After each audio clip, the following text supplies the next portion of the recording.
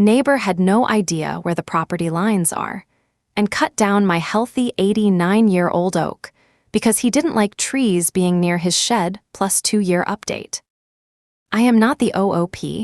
OOP is you/catgut. Neighbor had no idea where the property lines are and cut down my healthy 89-year-old oak because he didn't like trees being near his shed. Originally posted to r/treelaw.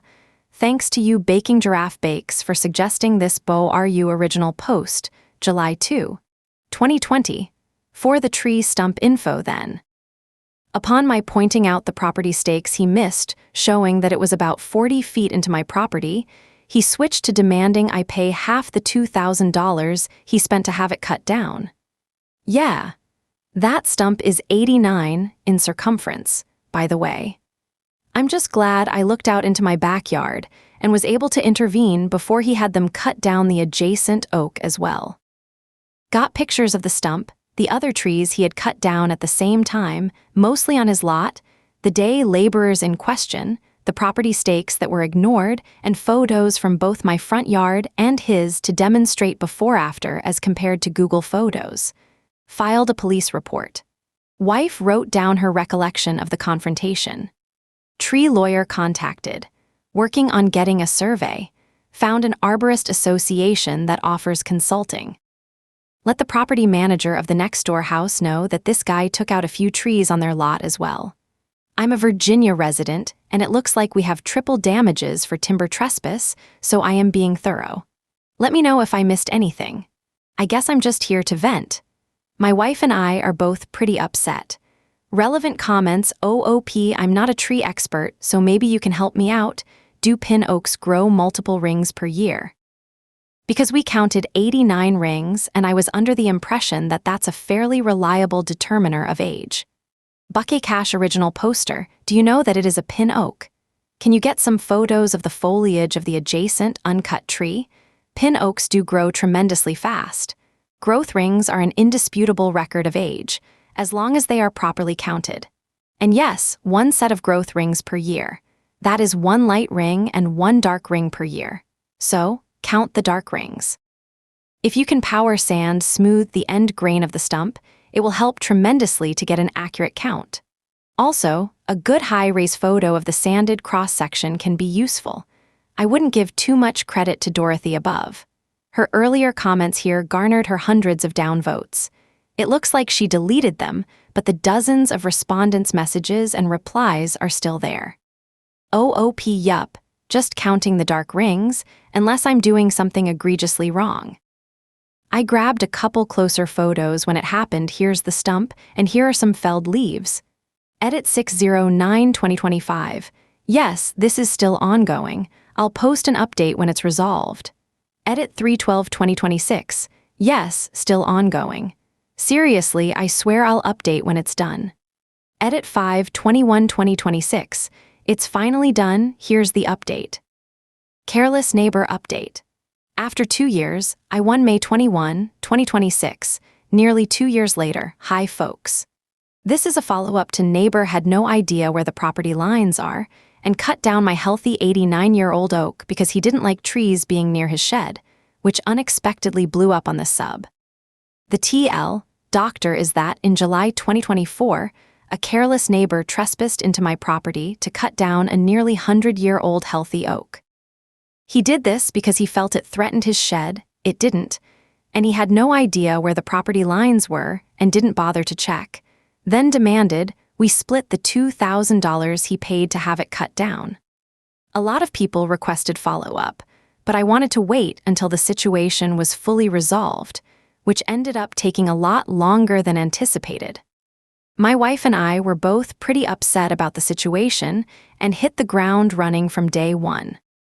We retained a lawyer specializing in tree law who advised we solicit a property survey to confirm the location of the tree. This ended up taking nearly 2 months due to a local shortage of surveyors, and unsurprisingly conclusively demonstrated that the tree was well within the bounds of our property by about 50 feet. While waiting on that, we hired a TPAQ-certified arborist to examine the stump and photos we provided of the tree pre-cutting.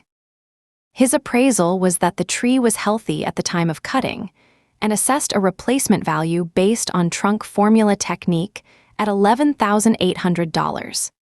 However, in my state, the replacement value is not considered the basis for damages. Instead, damages for commercially grown trees are 3 times the value of the lumber, while for residential trees, the recognized damages are the reduction in property value as a result of the trespass. Our lawyer provided a recommendation for a home appraiser to determine this value. I explored a few other possibilities based on my research and suggestions on this sub. In no particular order, we filed a police report, but since it was not a malicious act, they simply dismissed it as a civil matter. Our homeowner's insurance doesn't cover trees on the property, so filing a claim with them was off the table. Our mortgage lender was unconcerned with the reduction in value of the property. Our neighbor's homeowner's insurance wouldn't cover him since it was a deliberate, if negligent, act. Legal precedent would not support going after the tree service for damages either, since it was our neighbor who engaged their services. The fees involved in the survey, arborist appraisal, home appraisal, and lawyer's fees would not be recoverable. The only damages we could seek would be that loss in property value, which just left suing our neighbor for the reduction in property value. By November 2024, we had an appraisal in hand, asserting a loss in value of about $10,000. Our lawyer wrote and sent a demand letter, which received no immediate response. After repeated attempts at follow-up, and seeing my neighbor walking around his property with a surveyor, now he cares where the property line is, we finally got a response from our neighbor's lawyer in February 2025. The response basically asserted that the tree was dead and hollowed out, that it was on some forgotten corner of the property and therefore worthless, and that it was an innocent mistake by my neighbor, so oopsie-daisy, not his problem. This pissed me off. My lawyer thought this response indicated that my neighbor's lawyer recognized he had no case, so called him to see if they could hash things out over the phone. Neighbor's lawyer was apparently dismissive, clearly out of his element with tree law. It seems his specialty is tenant law, and hung up on my lawyer. This made my lawyer rather upset, and consequently highly motivated to pursue the case further as a matter of defending his professional integrity. As general life advice, I would highly recommend not antagonizing lawyers. So my lawyer sent a follow-up letter breaking down every point of the defense and why it's nonsense, and included the arborist appraisal and photos that I took the day of, which clearly showed that the tree was healthy and that the claim that it was dead and hollow was bull. My neighbor and his lawyer didn't reply. So, at this point, nearly a year after the actual incident, we finally filed a lawsuit. And this still didn't seem to spur my neighbor into taking it any more seriously. The court system did its thing, slow as ever, and by fall assigned us a court date for summer 2026. Then there was a whole lot of radio silence until, lo and behold, come February, my neighbor must have realized that he was actually going to court for a lawsuit he was unlikely to win. Suddenly he wanted to negotiate, offering a very generous $2,000. Ha ha lol no. We began actual negotiation and the number started to rise. Apparently, my neighbor was yelling at his lawyer by this point. Eventually, we settled on $7,000. I was a bit disappointed by this, but my lawyer gently explained that going to court would mean more billable hours, plus having to pay for the time of our expert witnesses, surveyor, arborist, and appraiser, plus any additional fees that would go into actually extracting the money from this moron if when we won, and those would eat up the difference even assuming the judge fully sided with us. At this point, our total expenses were just under $5,000 out of pocket, so we would still come out ahead. There was some additional nonsense with our neighbor asking to pay in installments, but in the end, our lawyer received all payment and it cleared to our trust account.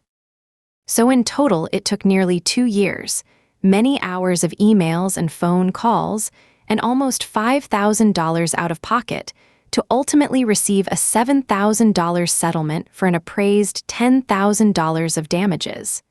And that's where this ends. It was a lot of time and effort to ultimately walk away with a fraction of the damage done. There's a hole in the tree line that I don't care for, a depressing stump where that huge oak used to be, and a neighbor who I can only hope has learned some lesson. Drop your verdict in the comments. Wait, what?